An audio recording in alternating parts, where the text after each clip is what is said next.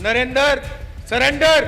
उधर से ट्रंप ने एक इशारा किया, फोन उठाया, कहा मोदी जी क्या कर रहे हो, नरेंद्र सरेंडर। और जी हजूर करके नरेंद्र मोदी जी ने ट्रंप के इशारे का पालन किया। आप सबका यहां बहुत बहुत स्वागत, नमस्कार। आपका मूड कैसा है? ठीक है। तो आज मैं आपको दो तीन चीजें कहना चाहता हूं। सबसे पहले, विचारधारा की लड़ाई चल रही है। एक तरफ कांग्रेस पार्टी है,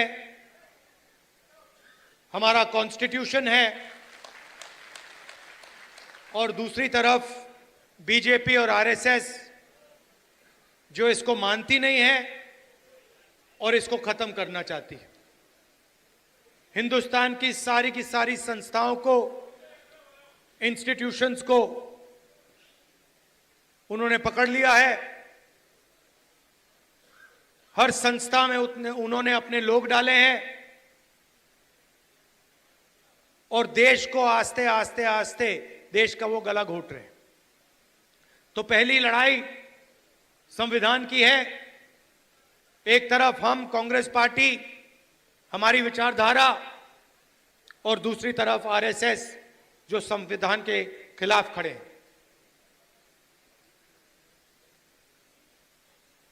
दूसरी लड़ाई सामाजिक न्याय की। जीतू ने कहा, जाति जनगणना के बारे में बोला।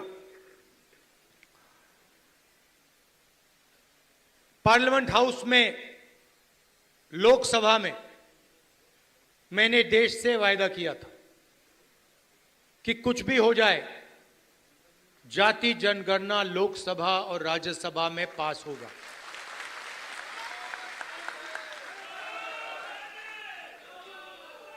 ये बीजेपी आरएसएस वालों को अब मैं अच्छी तरह जानता हूं।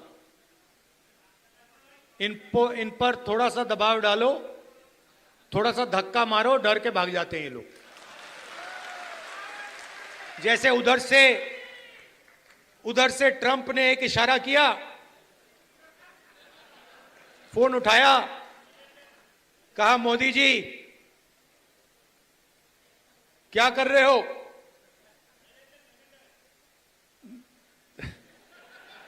नरेंद्र सरेंडर।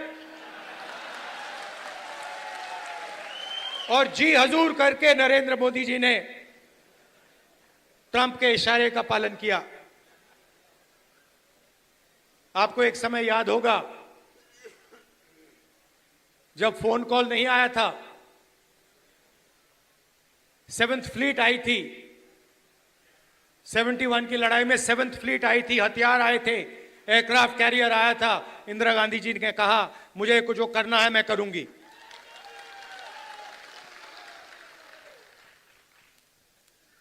ये फर्क है, इनका कैरेक्टर है। ये सारे के सारे ऐसे हैं। आजादी के समय से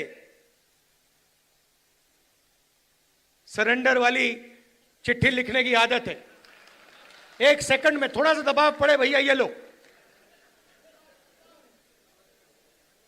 हाँ, तो ये इनका कैरेक्टर है। कांग्रेस पार्टी सरेंडर नहीं होती है। गांधी जी, जवाहरलाल नेहरू, सरदार पटेल, ये सरेंडर वाले लोग नहीं हैं। ये सुपर पावर से लड़ने वाले लोग हैं।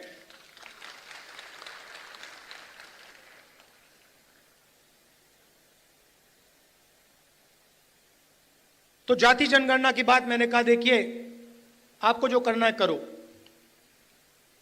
हम सामाजिक न्याय की लड़ाई लड़ेंगे और जाति जनगणना को हम लोकसभा में पास करेंगे। मोदी जी पहले कहते थे कोई जात नहीं है, फिर सिर्फ 4 जात हैं। चुनाव के समय वो ओबीसी बन जाते हैं। गडकरी जी ने कहा मोहन भगवत ने बयान दिए,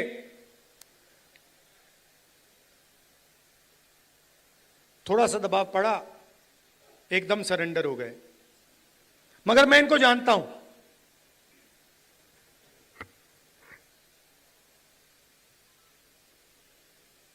जैसे इन्होंने महिला आरक्षण का काम किया था, वो 10 साल बाद वाला, यहां भी वही कोशिश है इनकी। ये करना नहीं चाहते हैं, ये दबाव में आकर बोल गए हैं, मगर ये करना नहीं चाहते हैं, क्योंकि ये इस देश में न्याय नहीं चाहते हैं। ये अंबानी अदानी वाला देश चाहते हैं, अरबपतियों वाला देश चाहते हैं, सामाजिक न्याय वाला देश नहीं चाहते हैं। मैं आपको तेलंगाना की बात करना चाहता हूं। 2 मॉडल हैं जाति जनगणना के, एक तेलंगाना का मॉडल और दूसरा बीजेपी का बिहार का मॉडल, और जो उनकी सोच का मॉडल है। तेलंगाना में जाति जनगणना कैसे हुआ मैं आपको बताना चाहता हूं। बिहार में बंद कमरे में सवाल चुने गए, ब्यूरोक्रेट्स ने सवाल चुने, बिना किसी से पूछे, बिना जनता से बातचीत किए, बिना दलितों से पूछे, बिना पिछड़ों से पूछे, बिना अति पिछड़ों से पूछे, बिना जनरल कास्ट से पूछे, बिना माइनॉरिटी से पूछे, बंद कमरे में 3-4 सवाल लिखे, जाति जनगणना कर दिया। तेलंगाना में हमने लाखों लोगों से सवाल पूछा, दलितों के संगठनों से, आदिवासी के संगठनों से, उनके नेताओं से, और हमने उनसे पूछा कि देखिए, हम जाति जनगणना करने जा रहे हैं, सर्वे करने जा रहे हैं, आप इस सर्वे में कौन से सवाल चाहते हो। 3.5 लाख लोगों ने हमारी प्रोसेस में एक साथ मिलकर सवाल निकाले, और उसके बाद बिहार में सेल्फ रिपोर्टिंग था। अगर आप बोलना चाहते हो तो बोलो, नहीं बोलना चाहते हो तो नहीं बोलो। तेलंगाना में हर व्यक्ति, हर परिवार के घर में सरकार के ऑफिसर्स गए और उन्होंने उनसे सवाल पूछे। नतीजा मैं आपको बताना चाहता हूं। जाति जनगणना में क्या पता लगा? तेलंगाना का जो कॉर्पोरेट स्ट्रक्चर है, प्राइवेट सेक्टर है, आप हैरान हो जाओगे। तेलंगाना का जो प्राइवेट स्ट्रक्चर है, प्राइवेट सेक्टर है, सीईओज, सीनियर मैनेजमेंट, कंपनी के मालिक, इन सब की लिस्ट में आपको एक दलित, एक आदिवासी, एक पिछड़ा वर्ग का व्यक्ति नहीं मिलेगा। यह सच्चाई है। तेलंगाना में जो भी कॉन्ट्रैक्ट सरकार देती है, सारे के सारे कॉन्ट्रैक्ट्स 5% लोगों को मिलते हैं। उसमें ना कोई दलित है, ना कोई आदिवासी है, ना कोई पिछड़े वर्ग का व्यक्ति है। यह सच्चाई है। हम कहते हैं हम सुपर पावर बनना चाहते हैं। दलितों की आबादी 15%, पिछड़ों की आबादी कम से कम 55%, आदिवासियों की आबादी 9%, माइनॉरिटीज 15%, सब जोड़ लो 90% बनता है। इनकी भागीदारी नहीं है। और वही चुने हुए अमीर लोगों को सारा का सारा दिया जाता है। उसी लिस्ट में कॉर्पोरेट सेक्टर की लिस्ट निकालो, बड़े बड़े ब्यूरोक्रेट्स की लिस्ट निकालो, उसमें आपको गरीब जनरल कास्ट का भी कोई नहीं मिलेगा। यह सच्चाई है। मजदूरों की लिस्ट निकालो, ऊबर ड्राइवर्स की लिस्ट निकालो, जो खाना डिलीवर करते हैं उनकी लिस्ट निकालो, और उसमें आपको पिछड़ा वर्ग, दलित, आदिवासी सब मिलेंगे। दो हिंदुस्तान बन रहे हैं, एक 90% का और दूसरा चुने हुए लोगों का 5-7% का। बड़ी बड़ी बातें होती हैं सुपर पावर बनेंगे, ऐसे कोई सुपर पावर नहीं बनता है। जब तक हम हर हिंदुस्तानी की शक्ति का नहीं प्रयोग करेंगे तो ये देश सुपर पावर छोड़ो आगे नहीं जा सकता है। यह सच्चाई है। जो भी सपने देखने देख लो, कभी नहीं हो सकता। हिंदुस्तान जब ही आगे बढ़ता है जब इस देश की पूरी शक्ति का प्रयोग होता है, जब सब लोगों को लगता है कि हमारी भी भागीदारी है, हमारा भी भविष्य है, हम भी आगे जा सकते हैं। आप मीडिया देखो, पूरी लिस्ट निकाली मैंने, मालिकों की लिस्ट, रिपोर्टर्स की लिस्ट, एंकर्स की लिस्ट। मुझे दलित एंकर का नाम बता दो, मुझे पिछड़े वर्ग के एंकर का नाम बता दो, मुझे आदिवासी एंकर का नाम बता दो, नेशनल मीडिया में बता दो कौन है, मुझे बता दो। जुडिशियल सिस्टम में जाओ, वहां आपको 90% नहीं मिलेंगे। मीडिया में आपको अंबानी जी की शादी दिख जाएगी, डांस गाना दिखेगा, मगर किसान भूखा मर जाए, मजदूर मर जाए, कभी नहीं दिखाई देगा। और पूरा का पूरा धन 2-3 लोगों के हाथ में जा रहा है। डिफेंस की इंडस्ट्री देखो, वहां आपको अदानी दिखेगा। छत्तीसगढ़ में माइनिंग देखो, वहां आपको अदानी मिलेगा। अदानी की सड़कों पे चलो, इंफ्रास्ट्रक्चर भी उसका, सीमेंट भी उसका, और कोई है ही नहीं। मतलब इन 2-3 लोगों को छोड़कर ऐसा लगता है कि इस देश में कोई बिजनेस वाला रहा ही नहीं। उधर अमेरिका में केस लगा हुआ है अदानी के खिलाफ, मगर हिंदुस्तान में जो भी ये करना चाहता है कर सकता है। क्यों? नरेंद्र मोदी का दोस्त है।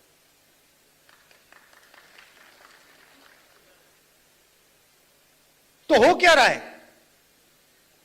90% को परे कर दिया,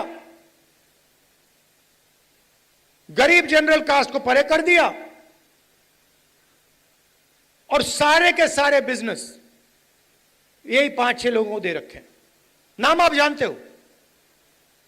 और ये क्या करते हैं? आप मुझे बताओ, अदानी बनाता क्या है? अदानी पूरा का पूरा चाइना का माल हिंदुस्तान में बेचता है।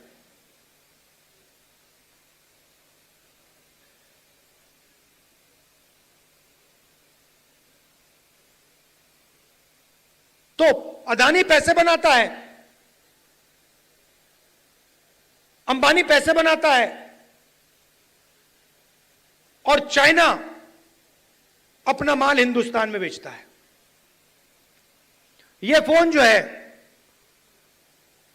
यह अदानी अंबानी जैसे लोग बेचते हैं हिंदुस्तान में, मगर इस फोन से चाइना के युवा को रोजगार मिलता है, हिंदुस्तान के युवा को रोजगार नहीं मिलता है। वो सब कुछ बनाते हैं, शर्ट, पैंट,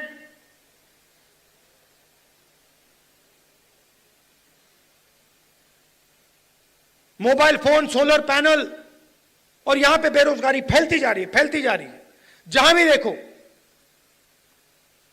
आप किसी भी युवा से पूछो, भैया क्या करते हो? कुछ नहीं करते हैं। क्या काम करते हो? नहीं, कुछ नहीं करते हैं।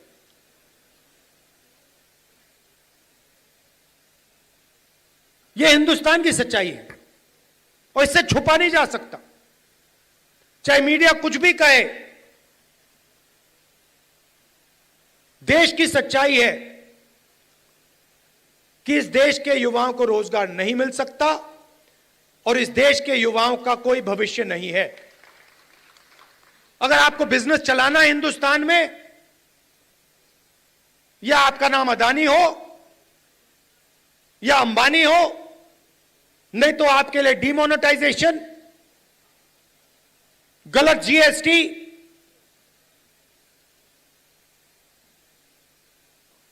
या फिर आप उनके लिए जाके काम करो। जाति जनगणना पूरे देश को दिखा देगा इस देश में किस प्रकार से अन्याय हो रहा है, किसको फायदा मिल रहा है, किसको नहीं मिल रहा है। किसी को चोट लगती है, आपका कभी फ्रैक्चर हुआ है? फ्रैक्चर हुआ है, डॉक्टर ने आपको सबसे पहले क्या बोला? सबसे पहले बोला देखो भैया दिखा दो, एक्सरे करा दो। आपने उनसे कहा नहीं मैं नहीं कराऊंगा एक्सरे। अगर आप कहते मैं नहीं कराऊंगा तो डॉक्टर आपको क्या कहता? फोर्स करता। और अगर तब भी नहीं करते तो फिर लंगड़ाते हुए चलते रहते और डॉक्टर कहता यार ये तो मतलब पागल है ना। तो मैं यही कह रहा हूं, पूरा देश जानता है कि दलितों को, पिछड़ों को, गरीब जनरल कास्ट को जबरदस्त चोट लग रही है। मैं सिर्फ कह रहा हूं देखो भैया एक्सरे करा लो, देख लेते हैं कि है क्या। शायद पता लगे कि कोई प्रॉब्लम ही नहीं है। शायद जाति जनगणना के बाद पता लगे कि कोई प्रॉब्लम ही नहीं है, सब कुछ ठीक है। कॉर्पोरेट सेक्टर में हर वर्ग के लोग हैं, जुडिशरी में हर वर्ग के लोग हैं, कोई प्रॉब्लम नहीं है, ठीक है। मगर अगर एक्सरे से पता लगा कि टांग टूटी हुई है तो कुछ ना कुछ तो करना पड़ेगा ना। तो इसीलिए बीजेपी नहीं चाहती है, क्योंकि अगर जाति जनगणना हो गया तो ये इनका जो अदानी अंबानी वाला मॉडल है ये वहीं खत्म हो जाएगा। क्योंकि देश को पता लग जाएगा कि 90% को कोई फायदा नहीं हो रहा है, ये 5-10% को सारा का सारा हिंदुस्तान का धन जा रहा है और जनता अपने आप खड़े होकर उसको रोक देगी।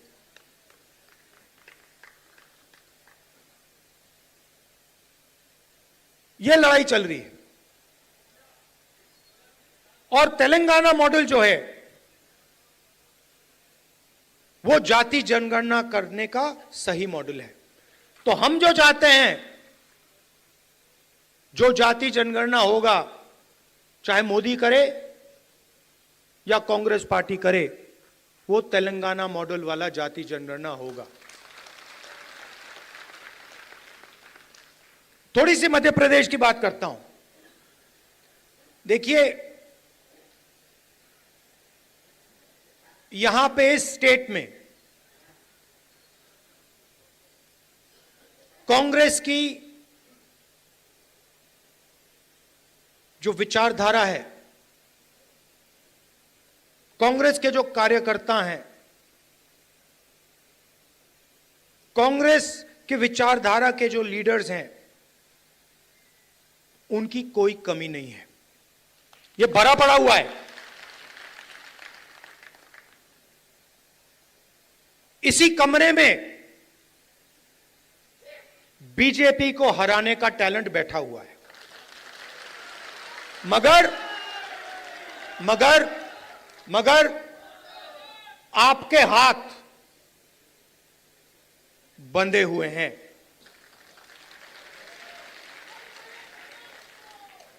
बंधे क्यों हैं? क्योंकि आपकी आवाज कांग्रेस पार्टी के संगठन में ठीक से नहीं सुनाई देती है।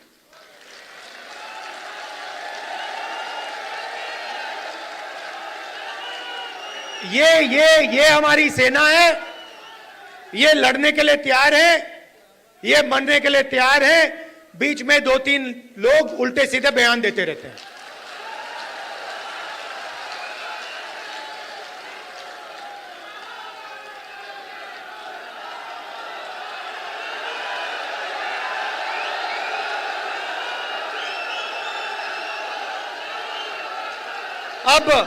अब कोई ऐसे लोग हैं जो फ्रस्ट्रेशन में दे देते हैं, कोई ऐसे लोग हैं जो थोड़ा बीजेपी का भी काम कर लेते हैं, और हमें कहीं ना कहीं से तो शुरुआत करनी होगी। तो वर्किंग कमेटी ने निर्णय लिया है कि शुरुआत डिस्ट्रिक्ट और डिस्ट्रिक्ट प्रेसिडेंट के पोस्ट से होगी, और वहां से उस शुरुआत से हम पार्टी को मध्य प्रदेश में, गुजरात में, बाकी प्रदेशों में खड़ा करेंगे।